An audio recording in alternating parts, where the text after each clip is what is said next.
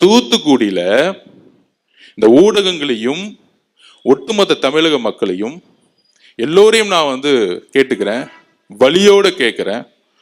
தூத்துக்குடியில ஒரு 12th standard 12ஆம் கிளாஸ் படிக்கக்கூடிய மாணவி, 15 வயசு கூட ஆகல, டெல்லியில நிர்பயா பாதிக்கப்பட்டார், கற்பழிக்கப்பட்டார், கொல்லப்பட்டார், இந்தியாவே கொதித்து இருந்துச்சு. இந்த பிரச்சனையை திசை திருப்பதுக்கு தான் இவ்வளவு பெரிய நாடகம் 5 நாளா ஓடிக்கிட்டு இருக்கு. இதை சோசியல் மீடியா வாரியர்ஸும் புரிஞ்சுக்கணும், தமிழக மக்களும் புரிஞ்சுக்கணும். இந்த அவதூறான பிரச்சாரம் எனக்கு எதிராக ஏன் உருவாக்கப்பட்டது அப்படின்னா, இந்த தூத்துக்குடியோடைய மரணம் கொடூரமானது. அன்னைக்கு முதல் முறையாக தமிழக வெற்றி கழகம் தான் இதை உறுதியா சொன்னோம். தூத்துக்குடியில ஏற்பட்ட மரணம் எப்படிப்பட்டது? 6 மணிக்கு அடுத்த நாளே நான் தூத்துக்குடி போயிட்டேன், வீட்டுக்குள்ள போயிட்டேன். அப்ப அந்த அம்மா சொல்றாங்க, பக்கத்துல உங்க அத்தைக்கு கோவம் வருது, நம்ம மேலேயும் டக்குன்னு கோவப்படுறாங்க. நான் 5 நிமிஷம் பேசி முடிச்சோன்னு அமைதியா உட்காந்தாங்க. அப்ப அவங்க உறுதியா சொல்றாங்க, என்னன்னா சொல்ல முடியல, வார்த்தைகள் வரல. அவங்க அம்மா சொல்றாங்க, என் பொண்ணு 6 மணிக்கு கழிவறை போறதுக்கு வீட்டை விட்டு வெளியே போனாங்க. அங்கிருந்து 50 மீட்டர் கூட கிடையாது. 7 மணி ஆச்சு, 7:30 மணி ஆச்சு, காணோம். காவல்துறை கிட்ட போறோம், போலீஸ் ஸ்டேஷன்ல, திருப்பியும் காணோம். சார், காவல்துறை கிட்ட போகும்போது திருப்பியும் முடியாதனால நாங்க தேடி தேடி பார்க்கிறோம், ஊர் மக்கள் ஃபுல்லா தேடி பார்க்கிறோம். அடுத்த நாள் 2:30 மணிக்கு கண்டுபிடிச்சிருக்காங்க அந்த குழந்தையோட உடலை. அந்த குழந்தையோட உடல்ல ஒட்டு துணி கிடையாது, கற்பழிக்கப்பட்ட பெண். இன்னும் 6 நாள் ஆச்சு, இன்னும் போலீஸ் கண்டுபிடிக்க முடியல. அக்கா கனிமொழி அக்கா போனாங்க, ஆனா ஊருக்குள்ள உடல. உடனே கனிமொழி அக்கா மேல ஒரு மீடியா அவங்கள உள்ள உடலன்னு பெருசா சொன்னாங்க. நான் கேட்கிறேன், எங்கு முதலமைச்சர் ஏன் அந்த இடத்துக்கு போல? ஏன் தூத்துக்குடிக்கு அந்த பெண்ணுடைய வீட்டுக்கு போல? இதனால்தான் நான் கோவப்பட்டு முட்டாள் முதலமைச்சர்னு சொன்னேன். அவர் மேல அவதூறு பரப்புறதுக்காக இல்ல, அவரை குற்றம் சொல்ல வேண்டியதுக்காக கிடையாது. ஒரு வழி, என்னுடைய வீட்டில் என் தங்கைக்கு இந்த உணர்வு ஏற்பட்டால் ஒரு அண்ணனாக என்ன கோவமோ அந்த கோபம் எனக்கு உண்மையில ஏற்பட்டது. அன்னைக்கு என்னுடைய பேச்சு கோபத்தில் வந்த வெளிப்பாடு, என்னுடைய உணர்விலிருந்து ஏற்பட்ட வெளிப்பாடு. அதனாலதான் அடுத்த நாளே 9 மணிக்கு நான் கிளம்பி தூத்துக்குடிக்கு போனேன். அதை கேட்கும் பொழுது இது அரசியல் அல்ல, நாம் எங்க வாழ்ந்துகிட்டு இருக்கோம், என்ன அரசியலை உருவாக்கிட்டு இருக்கோம். அக்கா கனிமொழியை திட்டுவாங்க, ஏன் ஒரு பெண்ணு தான் அந்த இடத்துக்கு போகணுமா? என்னோட சொந்த தங்கையா இருந்தா ஒரு ஆண் போக கூடாதா? எங்கே போனார் முதலமைச்சர் மு.க. ஸ்டாலின் அவர்கள்? அதுக்கு மேல என்ன வேலை இருக்கு உங்களுக்கு? எங்கே போனார் துணை முதலமைச்சர் உதயநிதி அவர்கள்? இதுக்கு மேல என்ன வேலை இருக்கு உங்களுக்கு? ஒரு பெண் மானகப்படுத்தப்பட்டு, ஒரு பெண் ஒட்டு துணி இல்லாம தூக்கி எரிஞ்சு, ஒரு ஊரே அன்னைக்கு 2.5 மணி நேரம் தேடி, ஒரு காவல்துறை கூட 18 மணி நேரம் அந்த ஊருக்குள்ளே போவாம, ஒரு கலெக்டர் போவாம, ஒரு எம்எல்ஏ போகாம, ஒரு கவுன்சிலர் போவாம, திமுகவுடைய அமைச்சர்கள் போவாம, முதலமைச்சரும் போல, துணை முதலமைச்சர் உதயநிதியும் போல. ஆனால் அன்னைக்கு நான் பேசிய ஒரு வார்த்தையை எடுத்துக்கிட்டு இந்த ஒரு வாரம் ஆதவர்ஜினாவை திட்டக்கூடிய இந்த திமுகவும் திமுகவுடைய ஊடகங்களும் மிகப்பெரிய அவமானப்படுத்தக்கூடியவர்கள். ஆதவர்ஜினா இதுக்கு வெட்கப்பட வேண்டியதில்லை. நான் எதற்கும் தைரியமானவன், எதற்கும் பயப்படாதவன். அச்சமில்லை, அச்சமில்லை, அச்சம் என்பதில்லையே. உச்சி மீது வான் இருந்து வீடு இருந்து போனிலும் அச்சமில்லை, அச்சம் என்பதில்லையே. 12 வயசுல படிச்சவன் பாரதியார் கவிதையை. உங்களுடைய தவறுகளை நாங்கள் உறுதியாக உண்மையாக எடுத்துரைத்துக் கொண்டே இருப்போம். இதுக்கு டிவிக்கு தவிர வேற எந்த கட்சியும் போல. எங்க போனது? திமுக கூட்டணியில் இருக்க 22 கட்சி யாரு பாதிக்கப்பட்ட பெண்ணுடைய வீட்டுக்கு போனாங்க? அந்த அம்மா கிட்ட பேச போனாங்களா? அந்த அம்மாவோட கோரிக்கை என்ன தெரியுமா? கடைசி நிமிஷத்துல இதை யாரு செய்தார்களோ அவர்களை இந்த சமூகத்தின் முன்பு நிறுத்துங்கள், அவர்களுக்கு தண்டனை வாங்கி கொடுங்கள். ஏனென்றால் என்னுடைய பெண் குழந்தை போல இன்னொரு பெண் குழந்தைக்கு தமிழ்நாட்டில் இந்த நிலைமை ஏற்படுத்த கூடாது சொன்னவர் என்னுடைய அம்மா.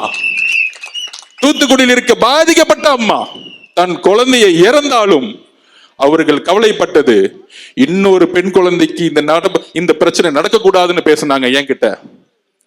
ஆனால் இதை மூடி மறைக்கணும். நிர்பயா சகோதரர் பாதிக்கப்பட்டது போல இந்த பிரச்சனையை தமிழக மக்களுக்கு கொண்டு போய் சேர்த்தக்கூடாது.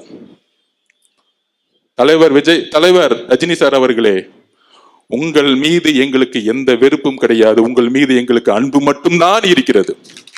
இதை நான் உறுதியாக பதிவிடுகிறேன். நான் ஒரு சாமானியன், அதிகாரம் என்கிட்ட இல்ல, பணபலம் இல்ல. நான் இன்றைக்கும் ஒரு சாமானியன், ஒரு சாதாரண விவசாய வீட்டில் பிறந்த உணர்வு தான் இன்னைக்கும் இருக்கு. எல்லா தொழிலையும் தூக்கி போட்டு வந்துட்டேன். எனக்கு வேற எதுவும் இல்ல, எந்த நாதியும் இல்ல. ஏன்? என்னுடைய குடும்பமே என்னுடைய அரசியலுடைய முடிவுகளுக்கு எதிராக இருக்கிறது. எல்லாரையும் தூக்கி போட்டிருக்கோம். ஏன்? நான் உண்மையாக மக்களிடம் இருக்க வேண்டும் என்ற உணர்வு எனக்கு இருக்கிறது, என்னுடைய தலைவருக்கு இருக்கிறது. அவதூறுகளை பத்தி கவலைப்படல. 5 வயசுல என்ன அனாதன்னு சொன்னாங்க, 12 வயசுல என்ன குறிக்கோள் இருக்கும் போது நீ ஏழைன்னு சொன்னாங்க, 16 வயசுல பொலிட்டிகல்ஸ் படிக்கும் போது உன்னால எதுக்கு உனக்கு எதுக்கு இந்த வீண் வேலை பொலிட்டிகல் சயின்ஸ் படிக்கணும்னு சொன்னாங்க. திமுக நான் வேலை செய்யும் போது உன்னாலெல்லாம் ஜெயிக்க வைக்க முடியுமான்னு என்ன பார்த்து கேட்டாங்க. டிவிக்கு வரும்பொழுது நீ என்ன சாதிப்பன்னு கேட்டாங்க. என் தலைவர் இருக்கிறார், உண்மை இருக்கிறது, என் கட்சியுடைய தொண்டர்களும் மக்களும் இருக்கிறார்கள், நாங்கள் உறுதியாக சாதிப்போம். எம்ஜிஆரிடம் இருந்த உண்மை எங்களுடைய தலைவர்கிட்ட இருக்கு. அப்ப தமிழக மக்களே, எதனால என்னுடைய வார்த்தைகள் மாறியது? என்ன பிரச்சாரத்தை திமுக உருவாக்கியது? மற்ற கட்சிகள் எதனால உருவாக்கிறாங்க? நாம் எந்த காலகட்டத்தில் நம்ம இருக்கிறோம் யோசிச்சு பாருங்க.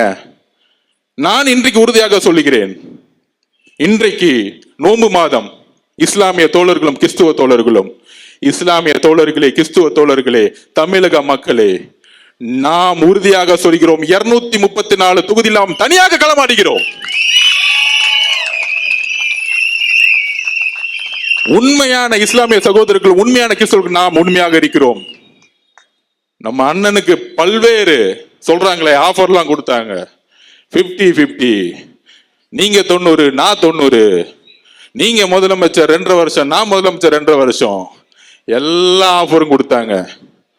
அப்ப அண்ணன் சொன்ன ஒரே வார்த்தை எங்க கிட்ட, எனக்கு ஆஃபர் தேவையில்லை, தமிழக மக்களுடைய உண்மையான நம்பிக்கையை, என்றைக்கும் தமிழக மக்களுடைய நம்பிக்கையை, நான் உருவாக்கக்கூடிய அரசு மத சார்பற்ற சமூக நீதிக்கான அரசை உருவாக்கக்கூடிய ஒரு வலிமையை தமிழக வெற்றி கழகம் உருவாக்கும் சொன்னது எங்களுடைய தலைவர் விஜய் அவர்கள்.